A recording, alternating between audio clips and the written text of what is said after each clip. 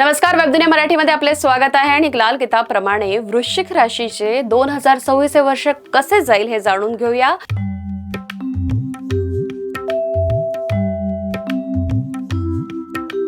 तर वृश्चिक राशीच्या राशीसाठी या जातकांसाठी 2026 हे वर्ष चांगले ठरू शकते जर त्यांनी 8व्या घरात गुरु आणि 5व्या घरात शनीला प्रसन्न करण्यासाठी उपाययोजना केल्या तरच। तथापि जून मध्ये 9व्या घरात गुरुचे भ्रमण चांगले परिणाम देईल।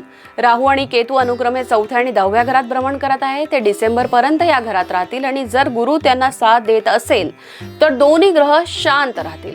कुंडलीत फक्त गुरुची स्थिती अनुकूल आहे। आता आपण वृश्चिक राशीच्या वार्षिक राशीबद्दल सविस्तरपणे जाणून घेऊया। तर 2026 मध्ये वृश्चिक राशीतील मुख्य 4 ग्रहांची संक्रमण स्थिती, गोचर स्थिती बघूया।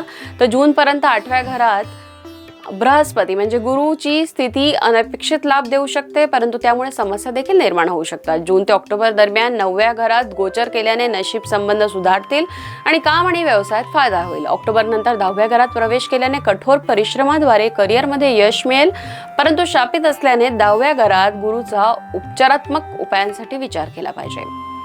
तसंच शनीबद्दल बोलायचं तर शनी वर्षभर 5व्या घरात राहील। ही स्थिती शिक्षणात अडथळे निर्माण करेल, प्रेम संबंधांमध्ये आव्हाने निर्माण करेल आणि मुलांशी संबंधित बाबींमधील देखील गांभीर्य आवश्यक असेल। तर शनीचा प्रभाव विवाह, उत्पन्न, कुटुंबात शिस्त राखण्यावर भर देईल। येथे शनीची स्थिती तुम्हाला आळशी आणि शारीरिक दृष्ट्या कमकुवत बनवू शकते। तुमचे वर्तन थोडेसे द्रुत होऊ शकतं, परंतु गुरुच्या प्रभावामुळे सर्व काही सोडवता येईल।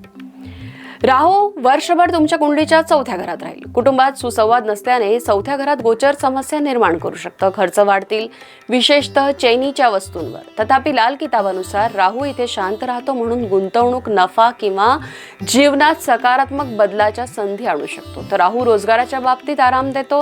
येथे स्थित राहू भागीदारीत व्यवसाय देखील चांगले परिणाम देऊ शकतो। 10व्या घरात केतूची उपस्थिती तुमच्या कारकिर्दीत अनपेक्षित किंवा असामान्य यश मिळवू शकते। विशेषतः गुण, सखोल संशोधन, लेखन, कला, अध्यात्म, उपचार, गूढ विज्ञान किंवा परराष्ट्र व्यवहारांशी संबंधित क्षेत्रात। तथापि 10व्या घरात केतू तुम्हाला कार्यालयीन कामात उदासीन बनवू शकतो, ज्यामुळे अपयश येऊ शकतो। तुमच्या वडिलांशी किंवा बॉस सारख्या वरिष्ठांशी भावनिक अंतर किंवा वैचारिक मतभेद निर्माण होऊ शकतात। तर जेव्हा तुम्ही चांगल्या कामासाठी प्रयत्न करता तेव्हा काही अडथळे येऊ शकतात। काळजीपूर्वक वाहन चालवा। तसंच व्हिडिओच्या शेवटी लाल किताबातील सर्वात खास उपाय आम्ही आपल्याला सांगणार आहोत, व्हिडिओ पूर्ण पहा। सर्वात आधी आता बोलूया वृश्चिक राशीच्या राशीसाठी करिअर आणि व्यवसायाबद्दल। तर गुरु तुमच्या कामात कोणतेही अडथळे निर्माण करणार नाही, परंतु 10व्या घरात केतू तुमच्या निष्काळजी बनवेल, जे वाईट लक्षण आहे। तर आम्ही एक सल्ला देतो की जर तुम्ही तुमच्या कामावर लक्ष केंद्रित केलं तर तुम्ही 4 पट वेगाने प्रगती कराल आणि चांगला पगार देखील मिळवाल।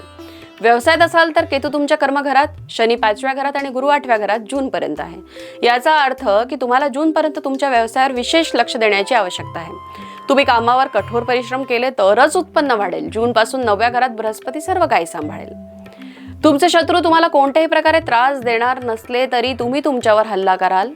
तुम्हाला यापासून सावध राहावं लागेल। 10व्या घरात बृहस्पती 6व्या घरात दृष्टी ठेवून सर्व काही तुम्हाला बाजूने करेल। आव्हानं काय? वर्षभर तुम्हाला 5व्या घरात शनी आणि 4थ्या घरात राहू यांच्या नकारात्मक प्रभावापासून सावध राहावं लागेल। तुमचे वर्तनच एक मोठे आव्हान निर्माण करू शकतो। तुमच्या मुलांबद्दल तुम्ही गंभीर आणि जबाबदार राहिले पाहिजे। कामाच्या ठिकाणी निष्काळजीपणा महागात पडेल। आता वृश्चिक राशीसाठी लाल किताबाप्रमाणे आर्थिक परिस्थिती आणि संपत्तीबद्दल बोललं तर 8व्या घरात गुरु वडिलोपार्जित मालमत्तेतून लाभ मिळवू शकतो। 9व्या घरात गुरु काम किंवा व्यवसायातून उत्पन्नाचे स्रोत वाढवू शकतो किंवा संपत्तीचा प्रभाव राखू शकतो। तथापि 5व्या घरात शनी आणि 4थ्या घरात राहू असल्याने मोठ्या प्रमाणात खर्च होऊ शकतो, म्हणून सावधगिरीने पुढे जा। गुंतवणूक कुठे कराल? तर सोने किंवा जमिनीत। तथापि शेअर बाजारात जोखीम टाळली पाहिजे। जमीन खरेदी करणे चांगले होईल। खबरदारी काय इशारा देतो लाल किताब? तर तुम्ही तुमच्या कामात निष्काळजी राहिला, बॉसशी वाद घातला तर तुमची नोकरी जाऊ शकते। जर तुम्ही व्यापारी असाल तर तुमचे नुकसान होऊ शकतं। तुमच्या पालकांशी वाईट संबंध राखल्यानेही नुकसान होईल। आता प्रेम संबंध, संतती आणि कौटुंबिक जीवनाबद्दल जाणू। राहू 4थ्या घरात असेल, 8व्या घरात गुरु जून पर्यंत त्यावर दृष्टी ठेवील। यामुळे तुमच्या कुटुंबात आनंद, शांती येईल। तुम्ही विलासी वस्तूंवर भरपूर खर्च कराल। त्यानंतर 10व्या घरात गुरु राहूला शांत करेल। एकूणच घरातील वातावरण तुमच्या वागण्यावरून अवलंबून असेल। तुम्हाला तुमच्या पालकांच्या आरोग्याची काळजी घ्यावी लागेल। वैवाहिक जीवन मिश्रित वर्ष असेल त्यांच्यासाठी। जोडीदार तुम्हाला प्रत्येक प्रसंगी साथ देईल, परंतु तुम्हीच याचा गैरसमज करू शकता. दुसरीकडे 5व्या घरात शनीचा तुमच्या प्रेम संबंधात बिघाड होऊ शकतो, ज्यामुळे कलह निर्माण होऊ शकतात. तुमच्या प्रेम प्रकरणांबद्दल गंभीर किंवा सावध राहणे आवश्यक आहे. 5व्या घरात शनीचा तुमच्या मुलांसाठी समस्या निर्माण होण्याची शक्यता आहे. शिक्षणात अडथळा येऊ शकतो, म्हणून तुम्ही याबद्दल गंभीर असावं, योग्य उपाययोजना करावे, हे अत्यंत महत्त्वाचे आहे. तथापि 9व्या घरात गुरूचा प्रभाव परिस्थिती बदलेलही. टिप काय, तर तुम्ही शनीच्या नकारात्मक प्रभावापासून दूर राहावे आणि तुमच्या मुलांवर लक्ष केंद्रित करावे. राहूला संतुष्ट करण्यासाठी तुम्ही उपाययोजना कराव्यात. तुमच्या वागण्या बोलण्याबद्दल तसंच कामाबद्दल तुम्हाला गंभीर असणे आवश्यक आहे. आरोग्य आणि शिक्षण बघूया तर 4थ्या घरात राहू आरोग्याला हानी पोहोचवू शकतो. छातीत संसर्ग होऊ शकतो. 8व्या घरात गुरु पोटाच्या समस्या निर्माण करू शकतो. तसंच चांगली स्वच्छता राखण्याने सर्व काही व्यवस्थित होऊ शकतं. तसंच 5व्या घरात शनी आणि राहू प्राथमिक आणि माध्यमिक शिक्षणात काही अडथळे निर्माण करू शकतो. तुम्हाला अभ्यासासाठी कठोर परिश्रम करावे लागतील, परंतु निष्काळजीपणा महागात पडू शकतो. उपाय काय, तर विद्यार्थ्यांनी सरस्वती देवाची पूजा करावी, मंदिरात पिवळ्या वस्तू दान कराव्या. आता वृश्चिक राशीसाठी अचूक उपाय बघूया 2006 साठी की गुरुवारी मंदिरात तूप, बटाटे, कापूर दान करा. गुरुवारी कुठेही पिंपळाचे झाड लावा.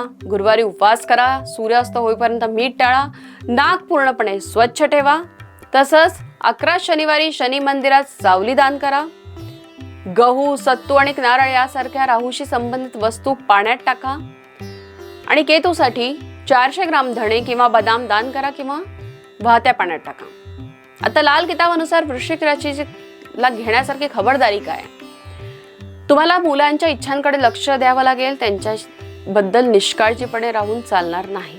तसंच शौचालय, पायऱ्या आणि बाथरूम घाणेरडे ठेवल्याने विनाश होईल. सध्या स्वतःचे घर बांधू नका. तुमच्या पणजोबांच्या घरी राहा. तुमच्या कामाच्या ठिकाणी किंवा तुमच्या कामात निष्काळजी राहू नका.